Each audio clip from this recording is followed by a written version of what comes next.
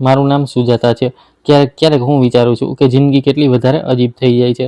કેટલાક લોકો આપણને પળવારમાં મળી જાય છે અને પછી આખી જિંદગી આપણી યાદોનો હિસ્સો બની જાય છે.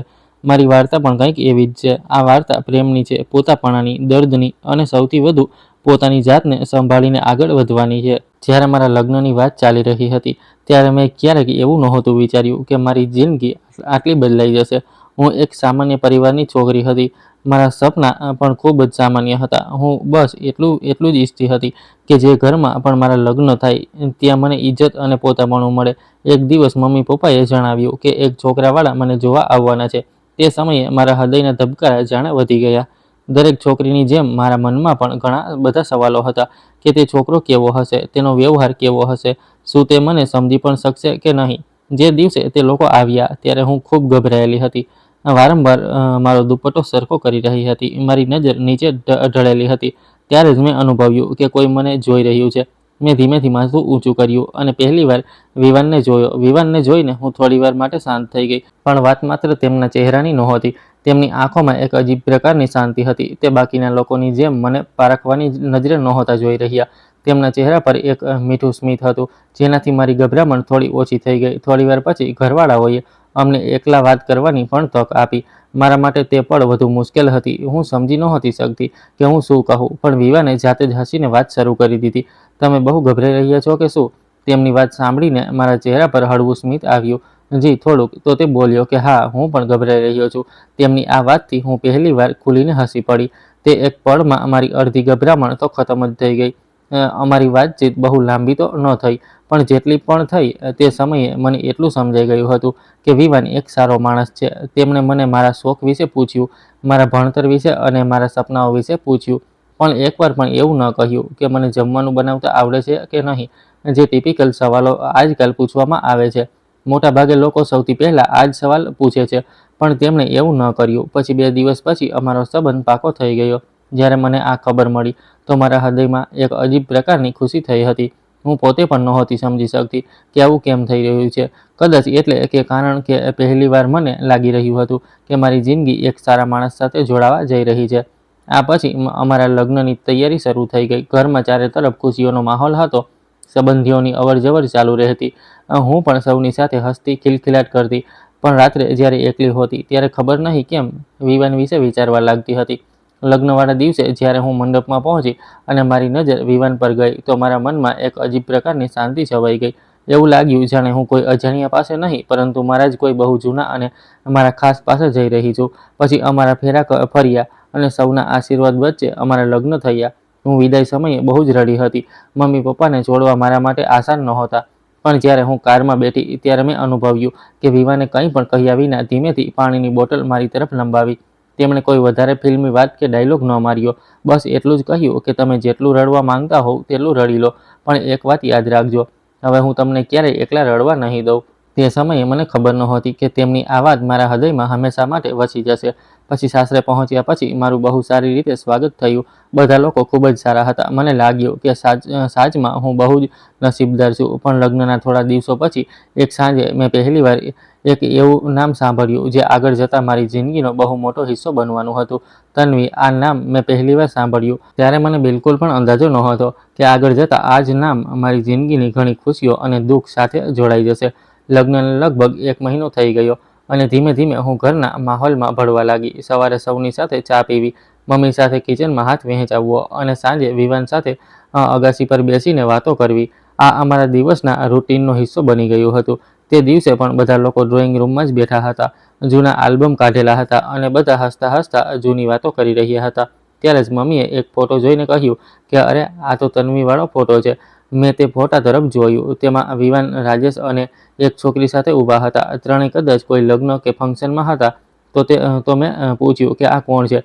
પછી મમ્મી કંઈક કહે તે પહેલાં જ વિવાને હસીને જવાબ આપ્યો કે આ મારી બહુ સારી મિત્ર છે. હું આને બાળપણથી ઓળખું છું. તેમણે બસ આટલું જ કહ્યું.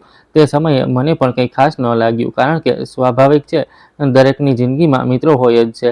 પણ મેં એક વાત ચોક્કસ નોંધી હતી કે મમ્મીના ચહેરા પર તે છોકરીનું નામ લેતા જ એક અલગ જ પોતાપણું દેખાયું. પછી થોડા દિવસો પછી તન્વી મારી સામે પહેલીવાર ઘરે આવી. હું કિચનમાં જ હતી જ્યારે બહારથી તેનો અવાજ સંભળાયો. તે પૂરા આત્મવિશ્વાસ સાથે ઘરમાં પ્રવેશી. જાણે તેને અહીંના દરેક ખૂણાની આદત હોય અને આ તેનું જ ઘર હોય. જ્યારે હું બહાર આવી તો તેણે મને ઉપરથી લઈને નીચે સુધી જોઈ અને હસીને બોલી, તો તમે છો સુજાતા? મેં હસીને માથું હલાવ્યું, જી. અને તમે તન્વી છો? તે બોલી કે હા. તેનું સ્મિત જોઈને મને કંઈક અજીબ લાગ્યું. ખબર નહીં કેમ તેમાં મને હળવો બનાવટીપણો અનુભવાયો. કદાચ હું વધારે જ વિચારી રહી હતી, તેથી મેં તે વાત પર એટલું ધ્યાન ન આપ્યું. થોડીવાર પછી બધા વાતો કરવા લાગ્યા, પણ તન્વી મોટા ભાગે વિવાન સાથે જ વાતો કરી રહી હતી.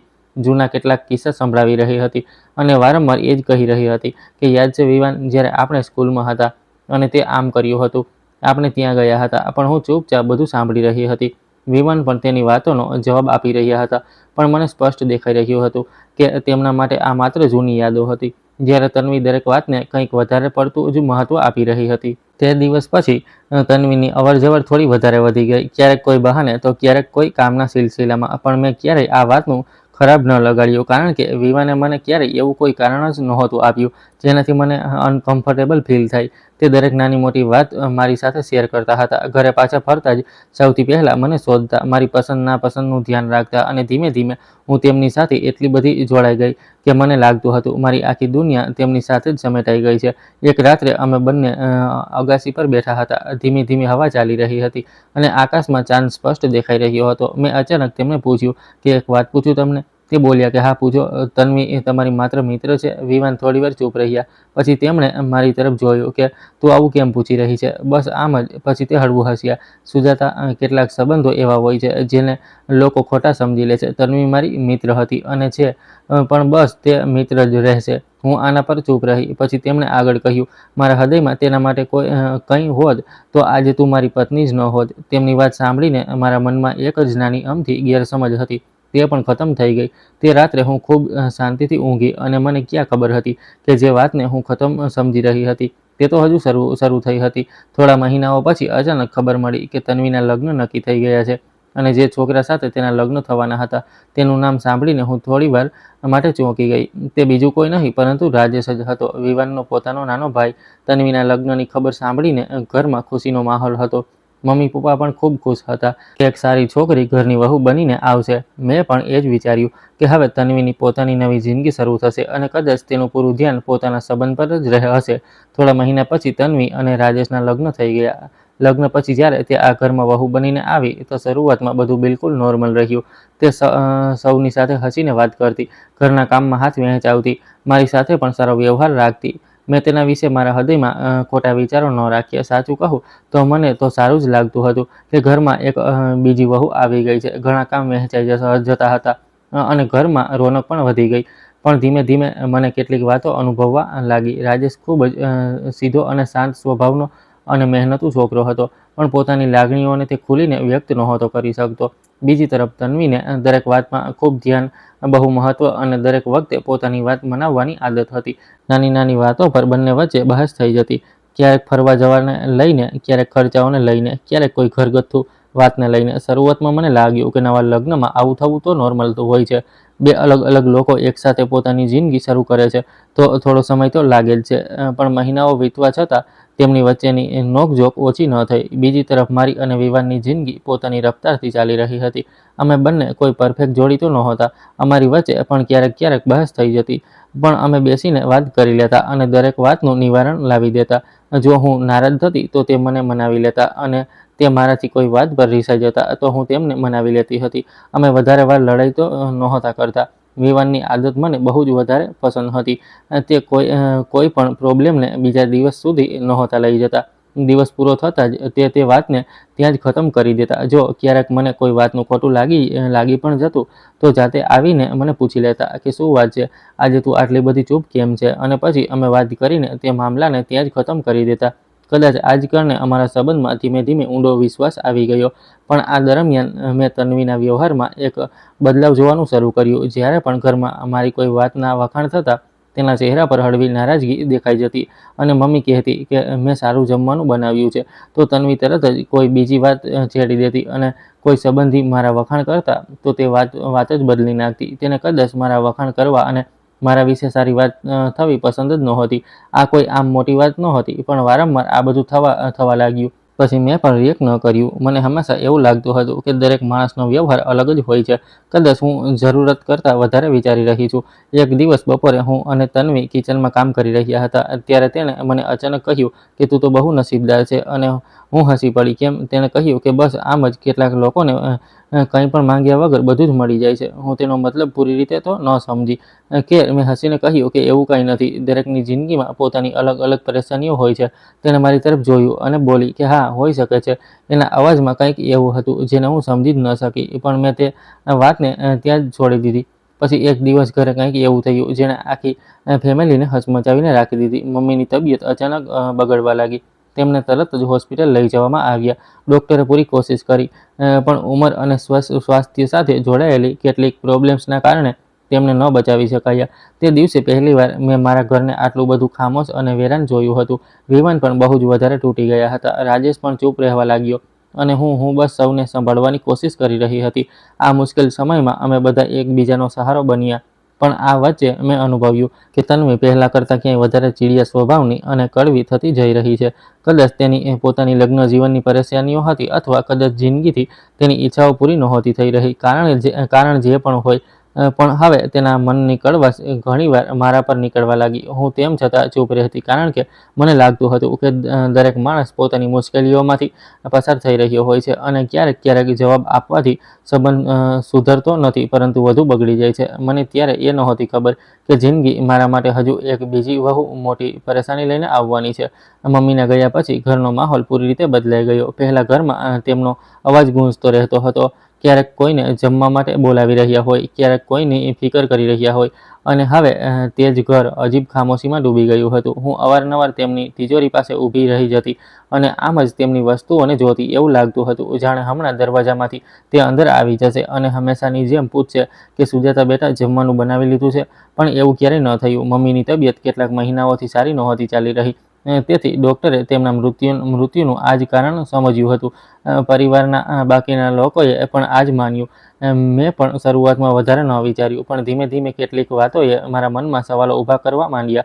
એક દિવસ હું મમ્મીની તિજોરી સાફ કરી રહી હતી. ત્યારે જ મને તેમની દવાઓનો જૂનો ડબ્બો મળ્યો. હું બસ તેને સરખો કરવા લાગી. ત્યારે જ મારી નજર કેટલીક દવાઓની સ્ટ્રીપ પર ગઈ. મને યાદ આવ્યું કે મમ્મી આ દવા રોજ સમયસર લેતા હતા અને ક્યારેક ભૂલતા જ નહોતા.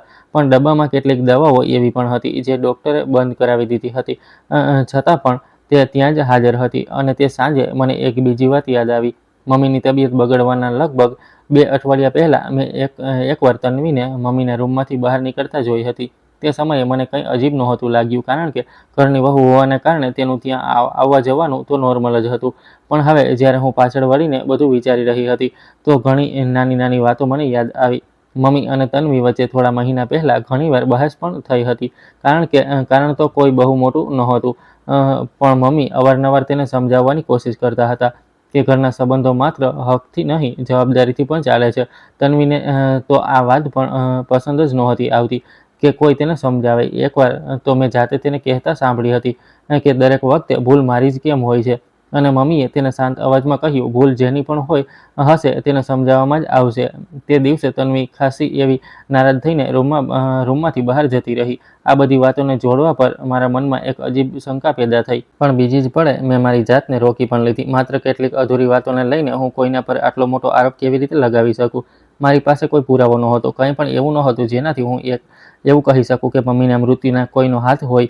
છતાં પણ દિલના કોઈક ખૂણામાં એક બેચેની બેસી ગઈ. તે રાત્રે હું ઘણી મોડે સુધી સૂઈ ન શકી. વારંવાર વિચારી રહી હતી કે શું હું વગર કારણે વાતોને જોડી રહી છું, કે પછી સાચમાં કંઈક એવું હતું જે આપણા સૌની નજરોમાંથી છૂટી ગયું. હું કોઈ પણ તારણ પર ન પહોંચી શકી, પણ એટલું ચોક્કસ હતું કે પહેલીવાર મને તન્વીને જોઈને અજીબ શંકા અનુભવવા લાગી. એક એવી શંકા જેને હું સાબિત જ નહોતી કરી શકતી અને પૂરી રીતે નજરઅંદાજ પણ નહોતી કરી શકતી. મમ્મીના ગુજરી ગયા પછીથી બહારથી જેટલું અને નોર્મલ દેખાવાની કોશિશ કરી રહ્યા હતા, પણ અંદરથી એટલા જ તૂટી ગયા હતા. ઘણીવાર વગર કારણે મારી આંખોમાં આંસુ આવી જતા. ઘરનો કોઈ ખૂણો જોઈને મને મમ્મીની બહુ વધારે યાદ આવી હતી. એવા સમયે વિવાને મને ક્યારેય પણ એકલા અનુભવવા ન દીધી. તે જાણતા હતા કે હું મમ્મી સાથે બહુ જ વધારે જોડાઈ ગઈ હતી. ઘણીવાર રાત્રે મારી આંખ ખુલતી તો હું ચૂપચાપ બેઠી રહેતી, અને વિવાન કંઈ પણ પૂછ્યા વિના મારી પાસે આવીને બેસી જતા અને બોલતા કે તને મમ્મીની યાદ આવી રહી છે ને? અને હું બસ માથું હલાવી દેતી. આના પર તે મારો હાથ પકડીને કહેતા કે મને પણ તેમની બહુ વધારે યાદ આવે છે, પણ જો તે આપણને આ રીતે ઉદાસ જોશે તો તેમને સારું નહીં લાગે. વિવાનની વાતો દિલને થોડી શાંતિ આપી દેતી હતી. ધીમે ધીમે મારું રૂટીન પણ તે બદલાવાની કોશિશ કરવા લાગ્યા. કોઈ સાંજે તે મને બહાર ફરવા લઈ જતા, તો ક્યારેક મારી પસંદની મીઠાઈ લઈ આવતા, ક્યારેક વગર કારણે મને કહેતા કે ચાલ આજે આપણે બહાર જમવા જઈએ. એક દિવસ મેં તેમને કહ્યું કે તમે દરેક સમયે મારું આટલું ધ્યાન રાખો છો, તો તે હસ્યા. કહેવા લાગ્યા કારણ કે તું મારી જવાબદારી નથી, મારી પત્ની છે. તેમની આ વાત સાંભળીને મારી આંખો ભરાઈ આવી. કદાચ પ્રેમની સૌથી ખૂબસૂરત વાત આ જ હોય છે કે તેમાં મોટા મોટા વચનોની જરૂર નથી પડતી. નાના નાના પ્રયત્નો ઘણું બધું કહી જાય છે. પણ આ ઘરમાં એક એવો સંબંધ હજુ હતો જે દરરોજ થોડો વધારે ગૂંચવાતો જઈ રહ્યો હતો. સાંજના સમયે હું કિચનમાં હતી. વિવાન પણ ઓફિસેથી નહોતા આવ્યા. ત્યારે જ મને ડ્રોઈંગ રૂમમાંથી તન્વી અને રાજેશનો ઊંચો અવાજ સંભળાયો. પહેલાં તો મેં એટલું ધ્યાન ન આપ્યું, પણ તેમની બહાસ વધતી ચાલી ગઈ. તન્વી નારાજ થઈને બોલી કે તને મારી કોઈ પરવા જ નથી. રાજેશ કહેવા લાગ્યો, અચ્છા એવું તે શું નથી કર્યું? મેં શું કર્યું છે તે? ક્યારેક ક્યાંક ફરવા લઈ ગયો છે, ક્યારેક મારી સાથે સમય વિતાવ્યો છે તે? બસ ઓફિસ અને તારા કામમાં જ ગૂંચવાયેલો રહે છે. રાજેશે ઊંડો શ્વાસ લીધો. કહેવા લાગ્યો કે દરેક માણસનો વ્યવહાર અલગ હોય છે. તન્વી, મને દરેક સમયે ફરવું હરવું પસંદ નથી, તો લગ્ન જ કેમ કર્યા તે મારી સાથે? તન્વીનો અવાજ વધારે તેજ થઈ ગયો. હું શું માંગી રહી છું? થોડો સમય જ તો માંગી રહી છું, બસ હું તારી પાસે. રાજેશે પણ ચીસ પાડીને કહ્યું, તો હું શું કરું? જ્યારે પણ વાત કરું છું તને કોઈને કોઈ વાતની ફરિયાદ જ રહે છે, કારણ કે તું મને સમજતી જ નથી. થોડી પળો માટે ઘરમાં સન્નાટો છવાઈ ગયો. પછી તન્વીએ તે વાત કહી જે કદાચ તેના મનમાં ઘણા દિવસોથી હતી. જો વિવાન સુજાતાનું કેટલું વધારે ધ્યાન રાખે છે. તે પળે રાજેશનો ચહેરો તરત જ બદલાઈ ગયો. તેને આ કમ્પેરિઝન બિલકુલ પસંદ ન આવ્યું. કહેવા લાગ્યો કે તારે દરેક વાતમાં વિવાન ભૈયાને વચ્ચે લાવવાની શું જરૂર છે? ઓછામાં ઓછું તે પોતાની લાઈફને મહત્વ તો આપે છે. રાજેશ આના પર હવે પૂરી રીતે નારાજ થઈ ગયો. જો તને દરેક વાતમાં કોઈ બીજાનો સંબંધ આટલો સારો લાગે છે, તો પછી મારી કોઈ પણ વાતમાં તને ક્યારેય ભલાઈ દેખાશે પણ નહીં.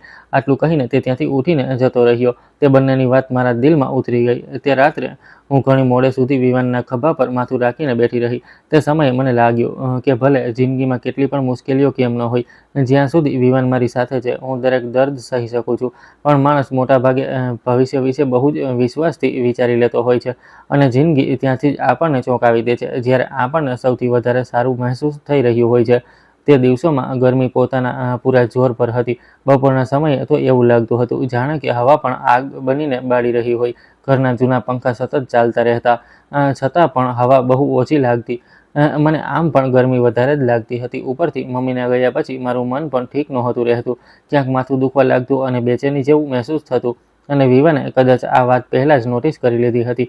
એક દિવસ બપોરે કિચનનું કામ પતાવ્યું. હું પરસેવે રેબઝેબ થઈને પૂરી રીતે પરેશાન થઈ ગઈ હતી. વિવાન તે દિવસે ઘરેથી જ કામ કરી રહ્યા હતા, તો તેમણે મને જોઈ અને બોલ્યા, તું ઠીક તો છે ને? મેં જવાબ આપ્યો કે હા, એ બસ મને ગરમી બહુ લાગી રહી છે. તો તેમણે કંઈ ન કહ્યું, પણ તેમના ચહેરા પરથી લાગી રહ્યું હતું કે તે કંઈક વિચારી રહ્યા છે.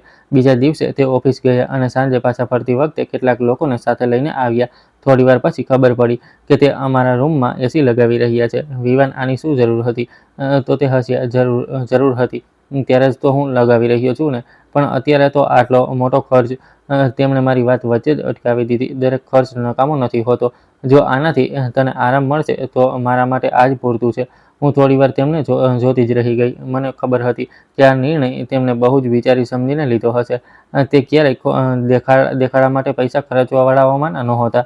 તે જ સમયે મારી નજર દરવાજા તરફ પડી, જ્યાં તન્વી ઊભી બધું જોઈ રહી હતી. તેના ચહેરા પર સ્મિત તો હતું, પણ આંખોમાં કંઈક બીજું જ હતું. તે દિવસ પછી મેં એક બીજી વાત નોટિસ કરી. ઘણીવાર મને લાગતું હતું કે કોઈ આપણને જોઈ રહ્યું છે. જો હું અને વિવાન અગાસી પર બેઠા હોઈએ, તો થોડીવાર પછી તન્વી પણ કોઈને કોઈ બહાને ત્યાં આવી જતી, અને અમે આંગણામાં બેસીને ચા પી રહ્યા હોઈએ, તો તે બારી પાસે આવીને ઊભી રહી જતી. ઘણીવાર તો મને એવું લાગતું હતું કે તે અમારી વાતો પર પણ ધ્યાન આપવાની કોશિશ કરે છે.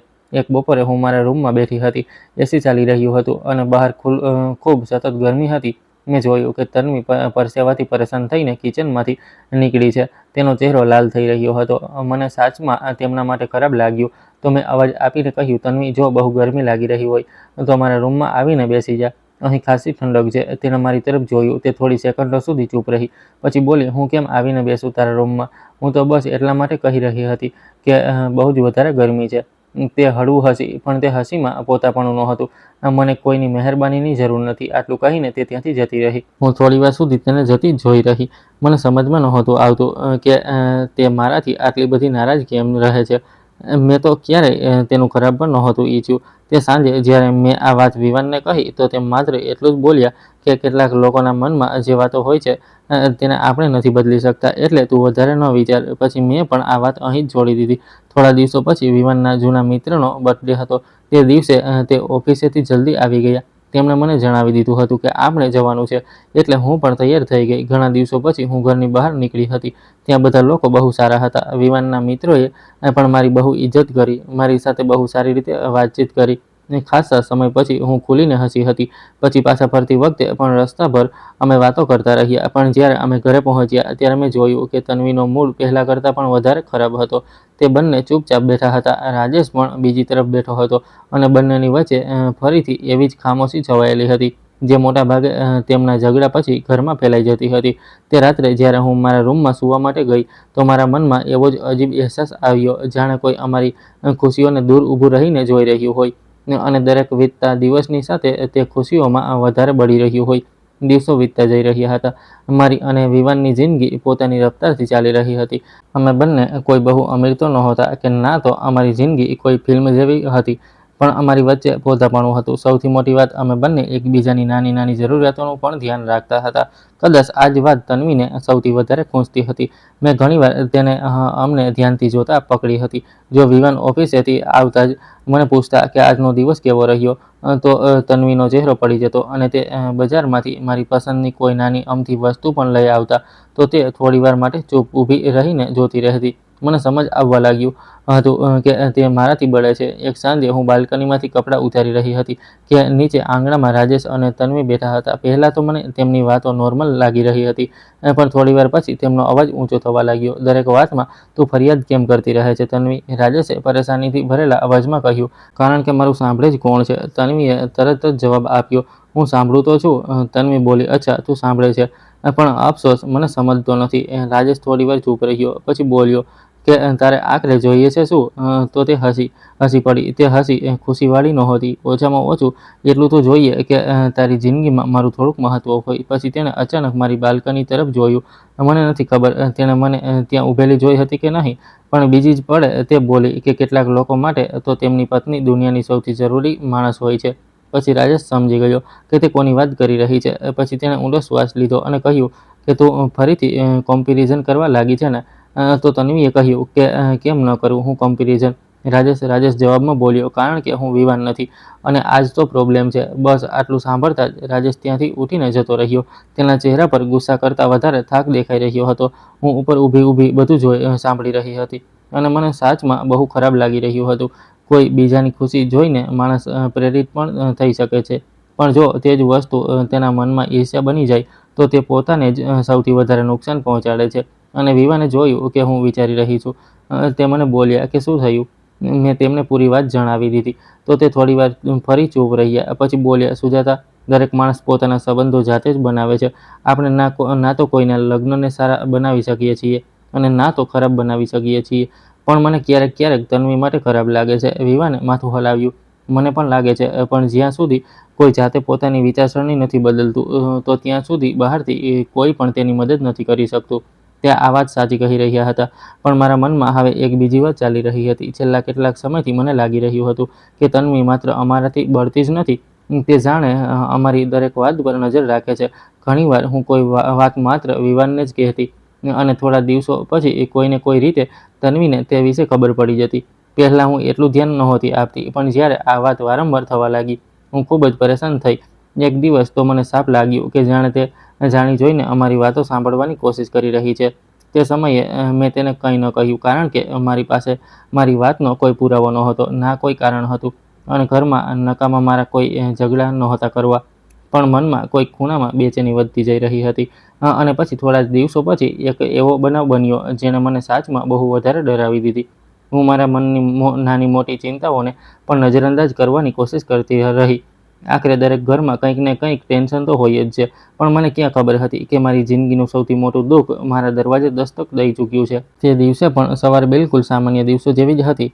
વિવાન નાસ્તો કરીને ઓફિસ જવાની તૈયારી કરી રહ્યા હતા. જતાં હંમેશની જેમ તેમણે મને પૂછ્યું કે સાંજે કંઈ લેતા આવવાનું છે કે? તો હું હસીને ના બસ તમે જલ્દી ઘરે આવી જજો. આના પર તે પણ હસી પડ્યા.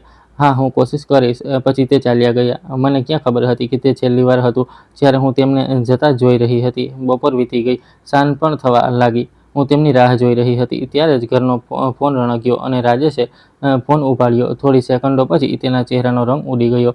હાથ ધ્રુજવા લાગ્યા. મેં ગભરાઈને પૂછ્યું કે શું થયું રાજેશ? તો તેણે તરત જવાબ ન આપ્યો. મારા હૃદયના ધબકારા તેજ થઈ રહ્યા હતા. પછી તેણે ધીમેથી કહ્યું કે વિવાનભાઈનો એક્સિડન્ટ થઈ ગયો છે.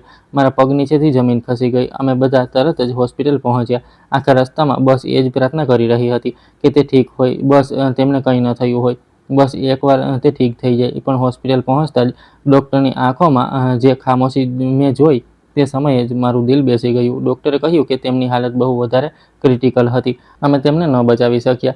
તે પછી શું થયું મને બરાબર યાદ પણ નથી. બસ એટલું યાદ છે કે હું ત્યાં જ ફર્શ પર બેસી ગઈ હતી. મારા કાનમાં અવાજો આવી રહ્યા હતા. લોકો મને સંભાળી રહ્યા હતા.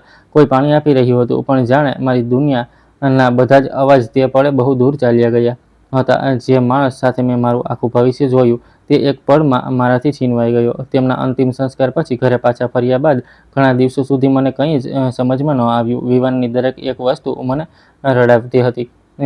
તેમની ઘડિયાળ, તેમની કિતાબો, તેમનો શર્ટ અને તેમના તકિયાની હળવી સુગંધ, બધું જ મને તોડી દેતું હતું. રાત્રે ઊંઘ જ નહોતી આવતી. ઘણીવાર એવું લાગતું હતું કે જાણે હમણાં દરવાજો ખુલશે અને તે અંદર આવી જશે. પણ દર વખતે હકીકત સામે ઊભેલી મળતી. તે હવે ક્યારેય પાછા નહોતા આવવાના. થોડા દિવસો પછી મારા મમ્મી પપ્પા મને લેવા માટે આવ્યા અને મારી હાલત જોઈને પોતે પણ રડવા લાગ્યા. મમ્મીએ મારો હાથ પકડીને કહ્યું કે બેટા ચાલ અમારી સાથે ઘરે. તો હું પણ ચૂપ રહી. પપ્પાએ પણ મને સમજાવી કે થોડા દિવસ અમારી પાસે રહે. અહીં દરેક વસ્તુ તને દુઃખ આપી રહી છે. મેં આંસુ લૂછ્યા અને ધીમેથી નામાં માથું હલાવ્યું કે ના પપ્પા. તેમણે હેરાનીથી મારી તરફ જોયું કે કેમ બેટા તું અમારી સાથે કેમ નથી ચાલી રહી? મેં ડરમસ અવાજમાં કહ્યું આ માત્ર મારું સાસરું નથી, આજ મારા પતિની યાદ છે. મમ્મી રડવા લાગી. મેં તેમનો હાથ પકડી લીધો. હું જાણું છું કે તમે લોકો મારી ફિકર કરી રહ્યા છો, પણ હું ક્યાંય નહીં જાઉં. હું અહીં જ રહીશ. મારો અવાજ તૂટી રહ્યો હતો. તેમની પત્ની બનીને આ ઘરમાં આવી હતી અને હવે તેમની વિધવા બનીને પણ અહીં જ રહેવા માંગુ છું. આ કહેતા મારો સાદ ભરાઈ આવ્યો. રૂમમાં થોડી પળો માટે પૂરી ખામોશી છવાઈ ગઈ. મારા મમ્મી પપ્પા જાણતા હતા કે તે સમયે મારું દર્દ કોઈ પણ વાત કરતાં બહુ મોટું હતું. તેમણે મને મજબૂર ન કરી. પછી હું તે જ ઘરમાં રહેવા લાગી. તે ઘરમાં જ્યાં દરેક ખૂણો મને વિવાનની યાદ અપાવતો હતો. પણ હવે મને બિલકુલ અંદાજો નહોતો કે વિવાનના ગયા પછી તે જ ઘર મારા માટે પહેલાં જેવું નહોતું રહેવાનું. અને કેટલાક લોકો જે પહેલાં માત્ર બળતા હતા હવે મારી મજબૂરીને પોતાનો હક સમજવા લાગશે. વિવાનના મને છોડીને ચાલ્યા ગયા પછી મારી જિંદગીની રફતાર જાણે રોકાઈ ગઈ હતી. દિવસો નીકળતા રહેતા, રાતો વીતી જતી, પણ મારી અંદર બધું જાણે ત્યાં જ થંભી ગયું હતું જ્યાં મેં તેમને છેલ્લી વાર જતા જોયા હતા. શરૂઆતના થોડા દિવસો સુધી ઘરના બધા લોકો મારી સાથે હમદર્દી રાખતા હતા. રાજેશ પણ પહેલાંની જેમ ઇજ્જતથી વાત કરતો. પણ સમયની સાથે લોકોની જિંદગી પાછી પાટા પર ફરવા લાગી. ઓફિસ, કામ, રોજની જવાબદારીઓ બધું ફરીથી નોર્મલ થવા લાગ્યું. માત્ર મારી દુનિયા જ હતી જે પહેલાં જેવી નહોતી થઈ પામી રહી.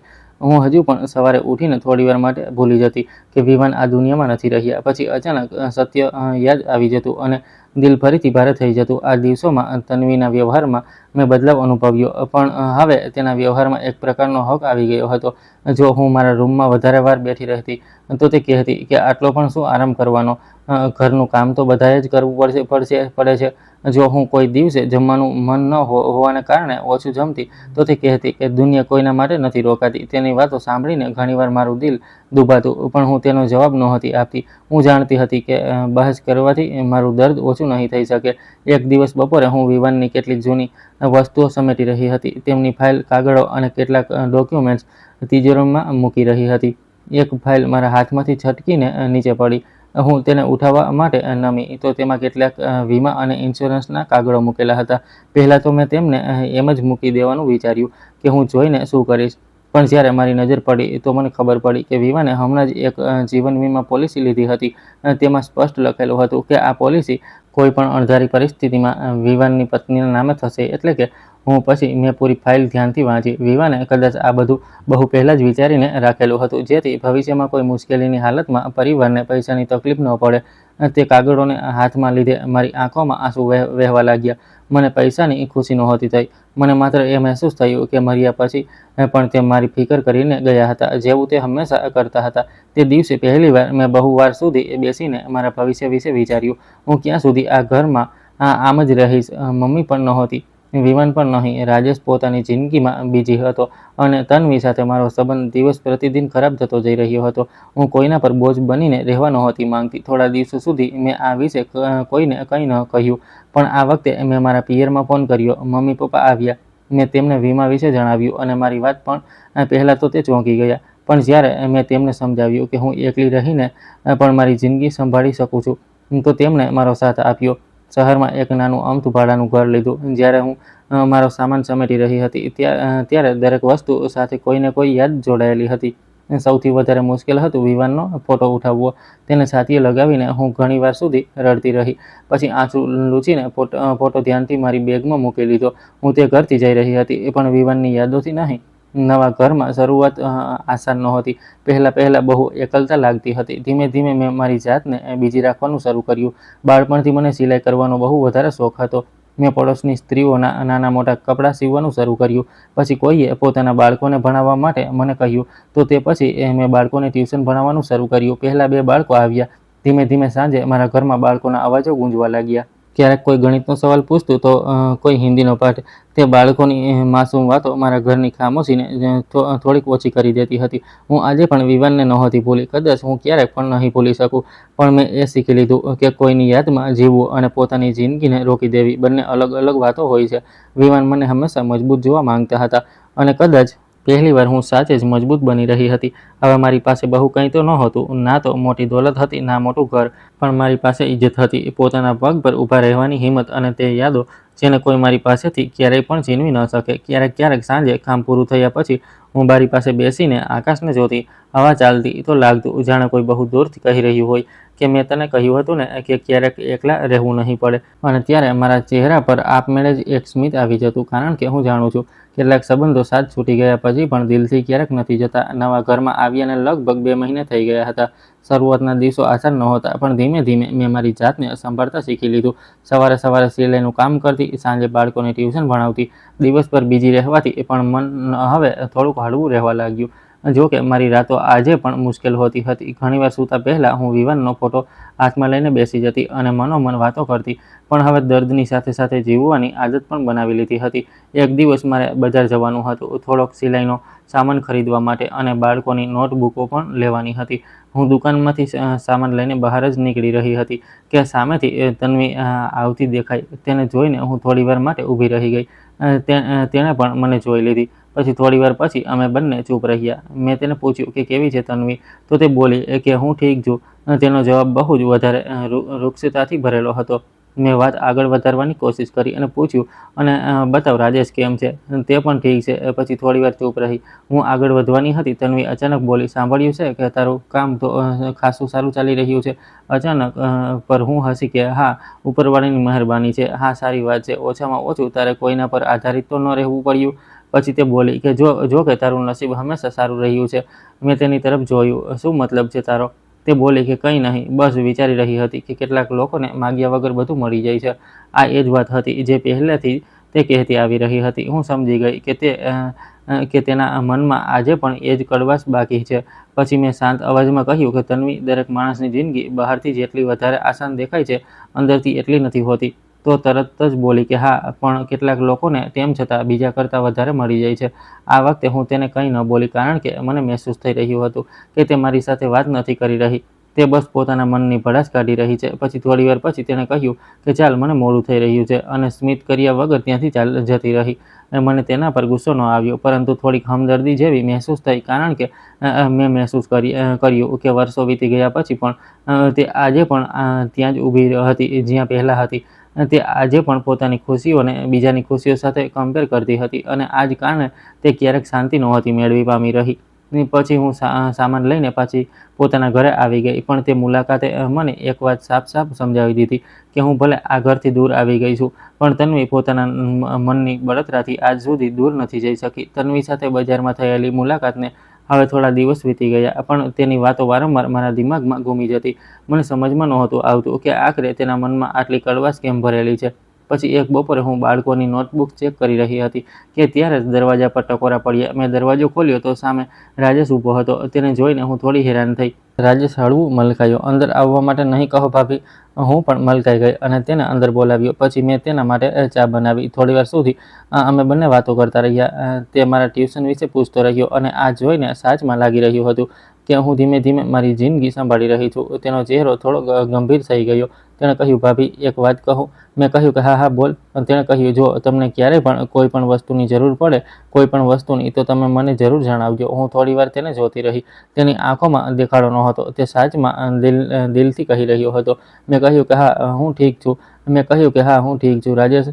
તે કહેવા લાગ્યો કે મને ખબર છે તમે ઠીક રહેવાની કોશિશ કરી રહ્યા છો, પણ તેમ છતાં તમે એકલા રહો છો. ક્યારેક કોઈ પરેશાની હોય તો તમે મને જણાવજો. મારી આંખો હળવી ભીની થઈ ગઈ.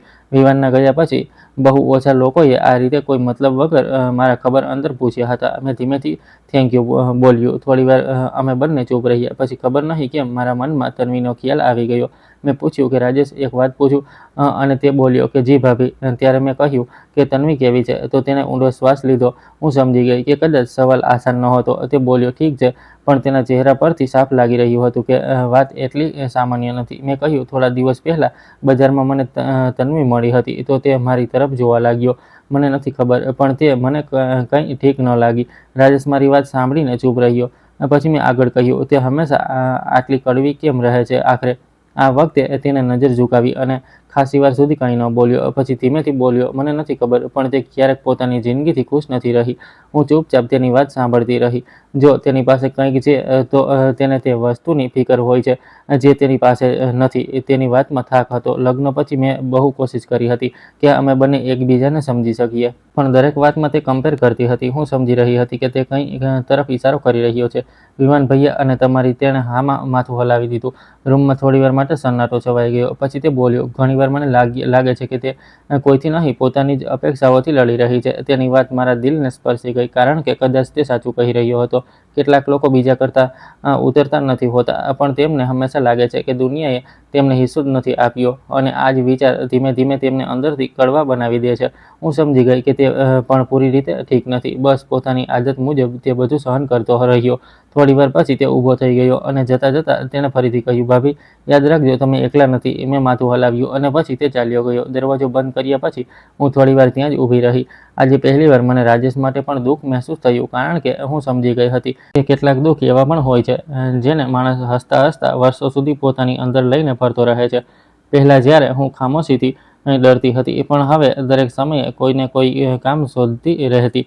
પણ તે દિવસે ખબર નહીં કેમ મારું મન કોઈ કામમાં નહોતું લાગી રહ્યું. સાંજે બાળકોનું ટ્યુશન પૂરું થયું તો હું કંઈક કામ કરવા લાગી. તિજોરીના ઉપરના ખાનામાં એક ડબ્બો મૂકેલો હતો. એ જ ડબ્બો જેને હું ખોલવા માટે હિંમત નહોતી કરી પામી રહી.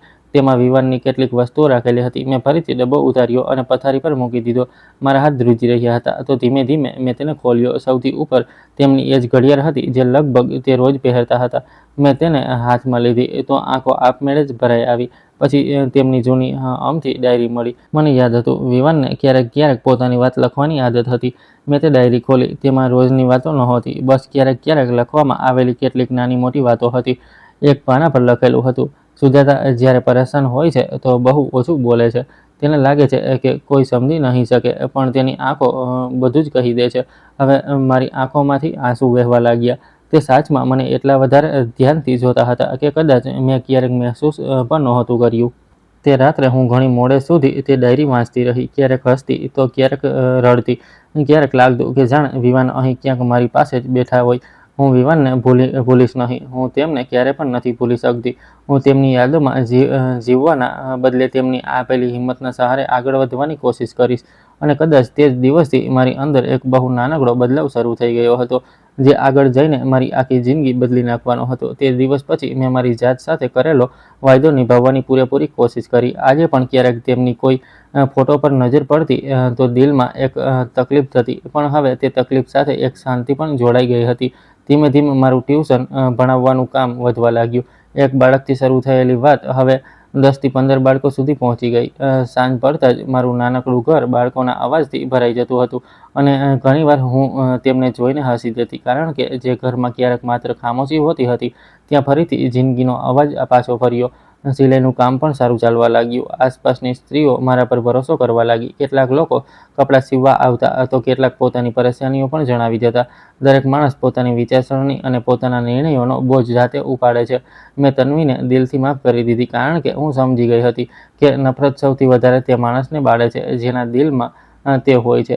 હવે હું સમજી ગઈ હતી કે કેટલાક લોકો આપણી જિંદગીમાંથી ચાલ્યા જરૂર જાય છે, પણ તેમનો પ્રેમ આપણી અંદર હંમેશા જીવંત રહે છે. અને જ્યારે પ્રેમ જીવંત હોય તો માણસ ક્યારેક સાચમાં એકલો નથી હોતો. મિત્રો, આશા રાખું છું કે તમને અમારી વાર્તા પસંદ આવી હશે. વાર્તા પસંદ આવી હોય તો વિડીયોને લાઇક કરો, ચેનલ પર નવા છો તો ચેનલને સબસ્ક્રાઈબ કરો અને હા, નોટિફિકેશન બેલને જરૂર દબાવો, જેથી આગામી અપડેટ સૌથી પહેલાં તમને મળે. ધન્યવાદ.